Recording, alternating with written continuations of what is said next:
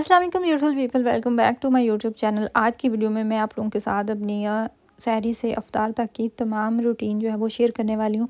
बच्चे भी आजकल घर है क्योंकि ईस्टर हॉलीडेज़ चल रही हैं, तो यहाँ पे हो रही है जी सहरी। हमारे पास जो सहरी का आखिरी टाइम है वो तकरीबन है 5 बजे से पहले ही हो जाता है। मेरे ख्याल से 4:50 के करीब टाइम आ चुका है, क्योंकि टाइम तेज़ी से पीछे आ रहा है। और फिर उसके बाद जैसे ही सोने के लिए लेटती हूँ नमाज़ वगैरह से फ़ारिग होके, तो फिर नींद ही नहीं आती। और यहाँ पे देखें 7 बज चुके थे और मुझे नींद जो है ना उसका कोई नामो निशान भी नहीं था, आ ही नहीं थी रही। और यहाँ पे ज़ावियार भी साइडें चेंज कर रहा था, उसके भी उठने का टाइम हो रहा था। और आज जब मैं ये वीडियो बना रही हूँ, आज तो मैं हार्डली कोई आधा घंटा मेरे ख्याल से सोई हूँ। बहुत कोशिश की सोने की, लेकिन नींद जो है उसका कोई नामो निशान ही नहीं था। उसके बाद जी उठते ही आजकल बच्चों की जो कुरान पाक की क्लास है वो भी मॉर्निंग में ही हो रही है। और ये है कि ये सारा दिन घर होते हैं तो उन्हें भी टेंशन रहती है, तो जल्दी से ये भी फ़ारिग हो जाए। टीचर की अच्छी बात यह है कि उनका टाइम फ्लेक्सिबल है, उन्हें जब भी क्लास का कहें वो मैनेज कर लेती हैं। तो उससे पहले बच्चों को मैंने देना होता है नाश्ता बना के। और यहाँ पे मैं मिराज के लिए बना रही हूँ ब्रेड। और इस टाइम पे जब नाश्ते का वैसे ही टाइम होता है ना, तो इतनी भूख लग रही होती है सख्त किस्म की। और जब मैं इनके लिए नाश्ता बना रही होती हूँ तो मुझे बहुत सख्त भूख लगती है। जो नाश्ते का टाइम होता है 9 से 11 बजे तक तब होता है, लेकिन उसके बाद जो है ना वो सब्र आ ही जाता है। लेकिन जब आप मेंटली स्ट्रांग हो, रेडी हो, आपको पता होता है कि आपने कुछ भी नहीं खाना, तो कुछ भी नहीं होता, कोई भूख नहीं लगती, कुछ भी नहीं लगता। और अल्हम्दुलिल्लाह आज 17 रोज़े गुज़र गए, कंप्लीट हो गए। और बस अब आखिरी अशरा जो है वो स्टार्ट होने को ही है। और जल्दी अल्हम्दुलिल्लाह टाइम गुज़र रहा है। यहाँ पे बच्चे बैठ के अपना नाश्ता कर रहे हैं और तब तक ज़ावियार भी जाग जाता है। मेरी फिर मॉर्निंग ज़ावियार के साथ ही हो जाती है। छोटे बच्चे अगर घर में हो तो भी टाइम का नहीं पता चलता, और जब बेबीज़ होते हैं आपकी लाइफ में तो आपको वो तो फिर 24 आवर्स की ड्यूटी मांगते हैं, फिर तो आपको वाकई एहसास नहीं होता। दुनिया का निज़ाम है, कुछ लोग आ रहे हैं दुनिया पे और कुछ लोग जा रहे हैं। जब जिस किसी का वादा पूरा हो जाता है, जितनी किसी की ज़िंदगी होती है, तो उन्होंने जाना भी होता है। एक बहुत ही अफसोस वाली न्यूज़ सुनी, बहुत ही सैड न्यूज़ थी।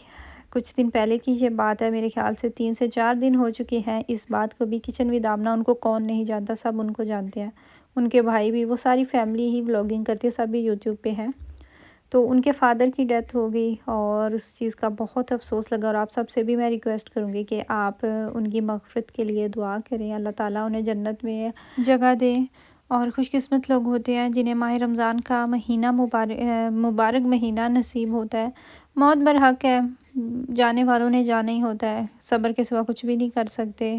और जब एक आपकी फ़ैमिली से एक इंसान चला जाता है, वक़्ती होती है तकलीफ़, बहुत ज़्यादा होती है, लेकिन ऐसे ही लग रहा होता है कि एक दिन भी नहीं गुज़रेगा। लेकिन अल्लाह ताला जब अपने इंसान को अपनी अमानत वापस लेते हैं, तो जो घर वाले होते हैं अल्लाह ताला उन्हें सब्र दे ही देते हैं और दुनिया के सारे काम चलते ही रहते हैं। एनीवेज़ जी, हम चले गए थे मार्केट, क्योंकि मिराज के लिए हमें लेना था जूता। इस एज में जब आपके बच्चे होते हैं ना, 7 साल से 5 साल से जैसे ही बच्चों की एज ज़्यादा होती है, तो बच्चों के कपड़े भी तेज़ी से उन्हें तंग हो रहे होते हैं, छोटे हो रहे होते हैं, और जूते भी उनके तेज़ी से, क्योंकि बच्चों की ये एज माशाल्लाह से ग्रोथ करने वाली एज होती है और ग्रोथ कर रहे होते हैं। तो हमें फिर इस सिलसिले में भी जाना था मार्केट, काफ़ी दिनों से प्लान कर रहे थे। खैर अभी तो यहाँ पे बहुत ठंड है, विंटर के इनके जो जूते लिए थे वो अभी फ़िलहाल चल रहे हैं, क्योंकि सुबह कभी 1 डिग्री होता है टेम्परेचर, कभी माइनस होता है और कभी 2 डिग्री होता है, लेकिन ज़्यादा से ज़्यादा 6-7 तक चला जाता है टेम्परेचर। खैर अभी वो जूते चल रहे हैं, लेकिन फिर भी फ्यूचर में चाहिए थे तो हम चले गए फिर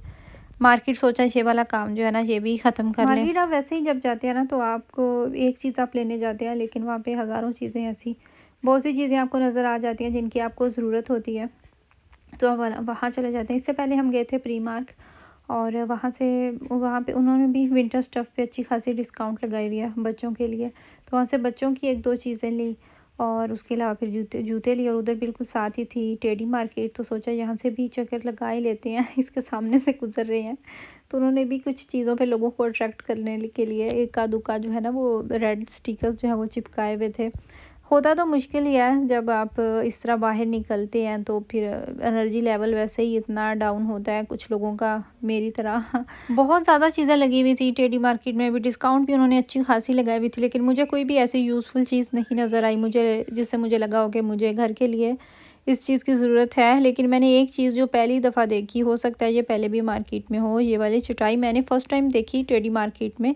वरना तो होती थी, छोटी-छोटी होती थी, लेकिन ये अच्छी खासी बड़ी चटाई है। जिस तरह की पाकिस्तान में गली मोहल्लों में या फिर बाज़ारों में पठान आ रहे होते थे सेल करने के लिए, सेम ये वही चीज़ है, ये वही चटाई है।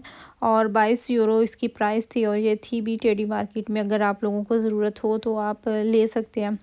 उसके अलावा मैंने ये लिया था जूता, ये मैं हस्बैंड के लिए मैं लेके आई थी घर में पहनने के लिए, क्योंकि अच्छी खासी ठंड होती है और बिल्कुल लाइट वेट सा जूता है। और इस पे भी डिस्काउंट चल रही थी। ओरिजिनल प्राइस इसकी मुझे नहीं याद क्या थी, लेकिन ये मुझे 5 यूरो का मिला और मुझे ये काफ़ी अच्छी डील लगी, तो मैंने सोचा कि मैं ले लेती हूँ। वैसे भी मज़ा आता है जब आप डिस्काउंट पे चीज़ें होती हैं, आप इस तरह शॉपिंग करते हैं, तो वो जो एक छोटी सी सेटिस्फेक्शन होती है ना दिल के किसी कोने में कि अच्छा डिस्काउंट लगी हुई है तो डिस्काउंट पे चीज़ ले रहे हैं, तो मज़ा भी आता है इस तरह। और जितनी वैसे भी ये महंगाई हो चुकी है, तो बड़ी मुश्किल सी, नामुमकिन सी बात है कि आपको इतनी प्राइसेस तक कुछ मिल जाए।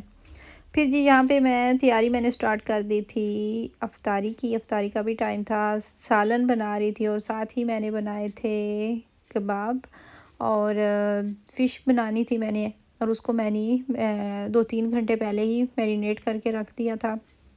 तो उसको मैं एयर फ्रायर के अंदर बेक कर लूँगी, थोड़ा सा हल्का सा ऑयल का ब्रश करके। इसके साथ ही फिर मैंने पकौड़े बनाने थे, उनका भी अमेज़ा मैंने बना के रेडी करके रख लिया था। और इफ्तार से आधा घंटे पहले ही मैं स्टार्ट करती हूँ, तो फिर पकौड़े जो होते हैं वो भी गर्मा गर्म रेडी हो जाते हैं। रोज़े तो हम पे फ़र्ज़ हैं ही हैं, लेकिन साथ में पकौड़े और समोसे और इस तरह की चटपटी चीज़ें भी हम लोगों पे फ़र्ज़ हो चुकी हैं।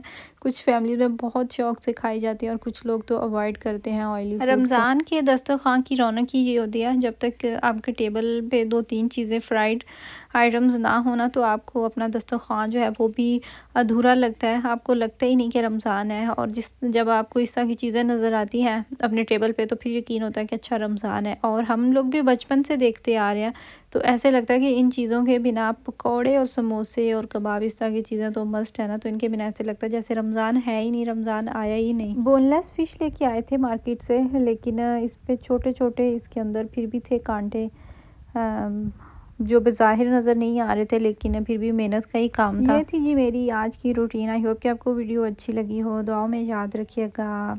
अल्लाह हाफ़िज़।